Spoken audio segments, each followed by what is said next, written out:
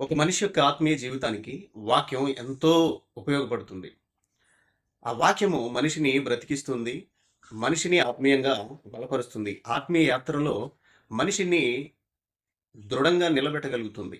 అటు వాక్యాన్ని మనం అందరము గూడా ఆసక్తితో ఆనందిస్తూ ధ్యానించాలి అని దేవుడే చెప్తున్నాడు. బైబిల్ ధ్యానించాలంటే మొదట పుస్తకాల పేర్లు తెలుసుకోవాలి. ఒక చిన్న పిల్లాడు పాత నిబంధనలో ఉన్నటువంటి పుస్తకాల పేర్లని కాంటాపాఠంగా ఎలా చెప్పాడో ఒకసారి మనం చూద్దాం. ఆ పసిబిడ్డ చెప్పిన దాన్ని బట్టైనా మనకి కొంత ప్రేరేపణ కలగొచ్చు. పసిబిడ్డే చేస్తే మనం ఎందుకు చేయలేమనే రోషమైనా కలగొచ్చు. ఆ ఆలోచన, ఆ రోషం అనేది మనిషిని వాక్యం దగ్గరికి నడిపిస్తుంది. ఒకసారి ఆ పసిబిడ్డ చెప్పినటువంటి ఆ పుస్తకాల పేర్లని మనం ఒకసారి చూద్దాం ఎలా చెప్పాడు.